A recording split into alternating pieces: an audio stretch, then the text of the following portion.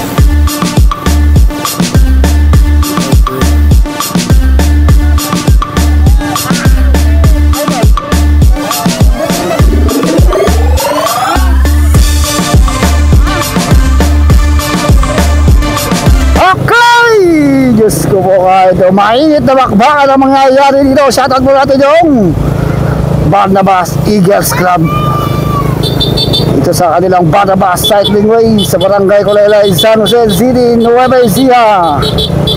Shoutout natin si hindi ko alam yung pangalan ng president. Basta shoutout sa president ng Barnabas Eagles Club. Manginginom dito. Yo, pagkadagandang bakbakan ang mangyayari dito. Dito mga taga Dandex, Nueva Vizcaya, Nueva Ecija, Tarlac. Meron dito mga taga Pampanga. Nakita ko ito si Rodel Puntaoy, si Gunter Medalya. Yung mga taga Vizcaya dito, si Buck Stephen, no? Mga taga Pangasinan, Antorak, si J Hart. So, walang inuurukan talaga itong ating mga siklista pagdating sa karera. Napakainit na ng panahon ng ating oras. Alauna na ng madaling tanghaling tapat. Kumakarera pa rin tayo. Isa talaga sa pinakamahirap na profesyon. Itong pangangarera ng bisikleta. Tingnan mo, napakainit. Grabe ang tindi ng init, oh. Ay, Diyos ko ba? Bahan ka, panisoro. Magastos sa gamit. Delikado pa. Pero ito yung kinahiligan natin, eh. Kaya kung saan tayo masaya, doon tayo. Basta ang malaga maging maingat lang ang lahat. Okay, plug down na. Uy, hindi ko nga ba nagtakagad sa harapan, no? Uy, bakbakan na kagad. Hey, bakbakan na habang nagbabakbakan sa likod ay sa harapan. May nababakbak naman dito. Diyos ko pa, may bakbak dito. Nagbabakbak. Bakbak ang mukha. Pak, ang uso niya ito. Nagkakabakbakan sa harap. Sa likod may bakbakan din. Bakbakan na. Diyos ko po, kain do. So, ayan. Nagkakabalatan doon sa harapan, no? Uy, tumitira na si Ed Robert Manukot. Mahirap tumakas dito, eh. Medyo makipot pa. Uy. So, medyo mahirap rin tayo dito ang konti. Uy, meron tayo mga tumatakas sa harap, ha. So, mukhang nagkaroon ng flat ice. Ito, si Dandan pala to. So, nasiraan si Dandan. Nako, anong nangyari? Na-flat tire. Uy, medyo nagkakaiwanan na rito, ha. Naiwanan yung big guns natin, si Daniel Dos Corpus. Sige natin kung may titikit pa ni Daniel Dos Corpus dito sa grupo. So, nalalagas kagad itong ating mga riders, ha. Okay, advance tayo sa harapan. Tingnan kung may breakaway na. Mabilis ka agad yung bakbakan, no?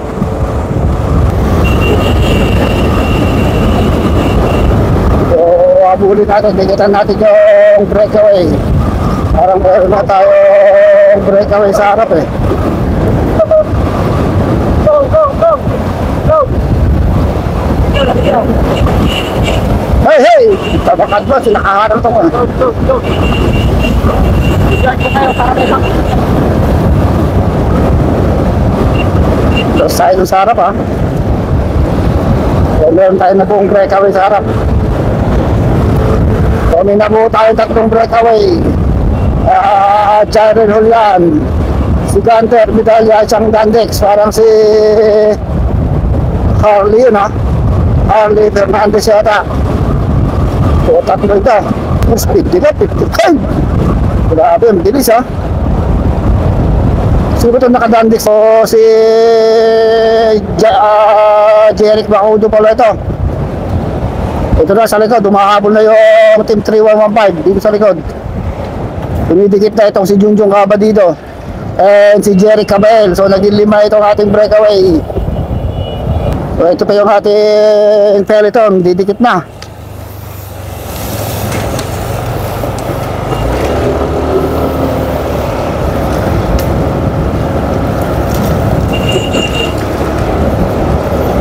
So, mabilis, no? Nakadikit na itong si Daniel Dos Corpus. So, pumapaharap na si Gerald Nunez. So, dumami yung grupo sa harapan. Nagkabiyak-biyak na itong ating mga siklista na bitak sa tatlong grupo.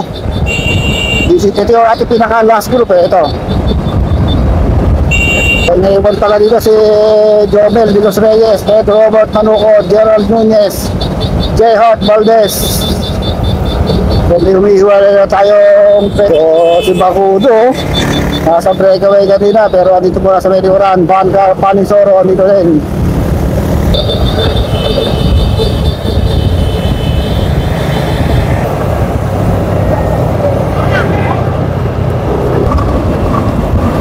So, advance tayo sa harap. Dito natin kung may breakaway.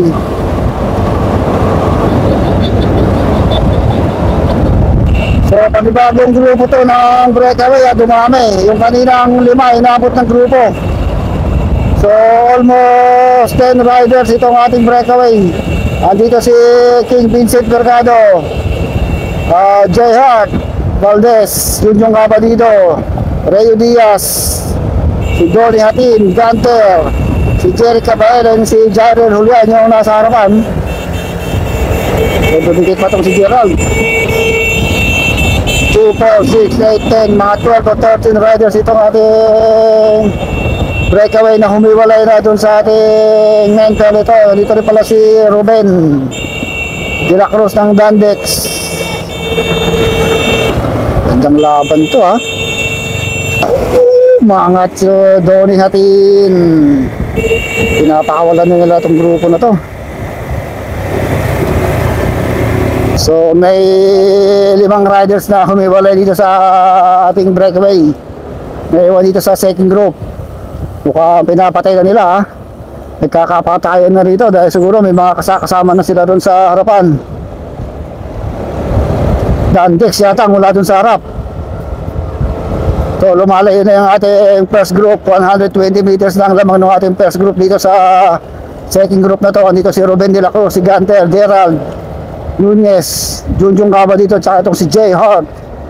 So, 120 meters na. Tignan kung madidikit pa na last group ito. Ayun na yung last group, malapit na, oh. So, bumakla sa breakaway itong si Donnie Hatin. Isa 4-man breakaway. So, lumayo na sila ng mga 150 meters doon sa ating second group. Nagpang-abot na yung second group tsaka yung third group, ha. So, first lap, meron tayo 3 lap, eh. So, breakaway natin, King Vincent Mercado yung nasa harap. Si Sinusundan ngayon ni Jerry Cabael, Jared Julian at saka itong si Rayo Diaz ng Team 3115, Pangasinan, Tarlac and Nueva Ecija. Speed nila 48. Ano kaya ang lamang dito pagdating sa rematehan? Jared Julian na naman kaya? King Vincent Mercado, Rayo Diaz o itong si Jerry Cabael? Or makakadikit pa yung ating peloton? Mukhang nagkakapatayan na rin eh. Mag-ahabol dito yung mga taga Pampanga. Wala silang tao dito na guardian si Gunter kanina. Okay, so wala akong nakikitang nag-ahabol dito sa apat na to ha. Hey, hey, Cabael! Hey, Cabael! So dito naman si Jairo Lulian ha. Okay, so hintayin natin dito yung ating second group. So sobrang layo na ha. Napakalayo na, more than 400 meters na ang lamang nung ating breakaway. Layo na, layo. Kasi kung didikit pa to ating peloton ha. So almost 500 meters na ang lamang nung ating 4-1 breakaway. Mukhang hindi nakasabay itong mga taga Pampanga rito. Sila ang maghahabol dyan. Gusto yung takbo ng ating second group, 55 kilometers per hour. Naatak ngayon ni Gunter. Para si Daniel George Corpus, mukhang nagkakaproblema yung kanyang bike. Pero si Rodel Pontaoy, ating 3-1-5, ito hatak-hatak ni Gunter. Si Gunter itong nasa harapan eh.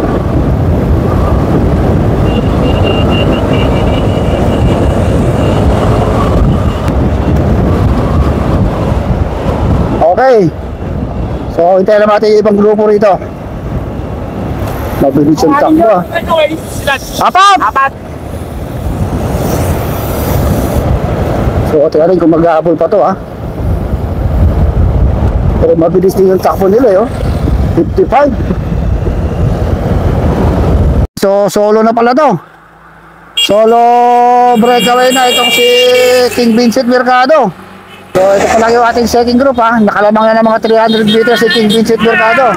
So almost 300 meters na ang inilamang ni King Vincent. Tumakas pala siya dito sa breakaway ha. So ganoon talaga ang diskarte ron na dahil magkasama itong si Jared Julian and King Vincent Mercado. Kaya ang diskarte ron kailangan tumakas nung isa. Dahil parehas naman silang sprinter dito sa grupong to, sigurado magkaka-sprinter kaya dito tayo po-focus. So kung gusto lang natin si King Vincent Mercado. So batak na batak talaga sa laro itong si Jared Julian ha. Isang gold medalist yan sa Criterium Race last 2023. Eh ito naman yung naka-white, gold medalist sa individual time trial noong 2020 po. At itong si Rayo Diaz, participant ng National Road Championship. So yun, napakalayo na ni King Vincent. So panalo na yun. So dito tayo po focus ngayon ha. So last 1,000 meters to the finish line. Huwag na kayong kukurap. Huwag na kayong mapipikit. Huwag na kayo ng malalim dahil sigurado nagbabaga. Naglilibat, nag-aapoy na remate ang mangyayari dito. Rayo Diaz, sprinter ito. Yung nakakulay green, ito naman si Jared Julian nandito lang sa likod. Tignan ko siya ang unang babanat dito. Itong si Jared Julian. So bago tayo mag-remate, bago tayo magbakbakan, shoutout muna natin ang Barnabas Eagles Club dito sa kanilang Barnabas Cycling Race dito sa Barangays Kulaylay, San Jose City, Nueva Ecija. Ito na, Tarlac, yung andun sa may bandang gitna, yung nasa harapan, Pangasinan and Nueva Ecija. Ito na, last 700 meters to the finish line. Nagpapakiramdaman na itong ating mga idol. Sino kaya dito ang unang babanat? Rayo Diaz, Jared Julian. Ito na mga idol, Jared Julian nandito lang sa likod natin. Kaya kung makikipagsabayan pa itong si Rayo Diaz, Jerry Cabael. Ayan, tiyatansya na ni Jared Julian. Ito na, Last 400 meters to the finish line. Ito na mga idol, di kita ng labanan. Pakiramdaman na mo yan. Kaya medyo kakadikita na. Pangat na sa kanan. Jerry Luyan, una ko ba humahabol? Itong si Jerry Cabal. Ray Diaz sa pag-iiwanan ng bagyo, pero humahabol pa rin itong si Ray Diaz. Nakasara pa na itong si Jerry Luyan. So naiwan na si Jerry Cabal. Si Jerry Luyan na naman. Doon, Diyos ko po kain doon. Hindi tayo nakarimati doon. Daming tao dito. Diyos ko po. Ito na. Sagaray! Sagaray! Yun! Sinugel ba yun?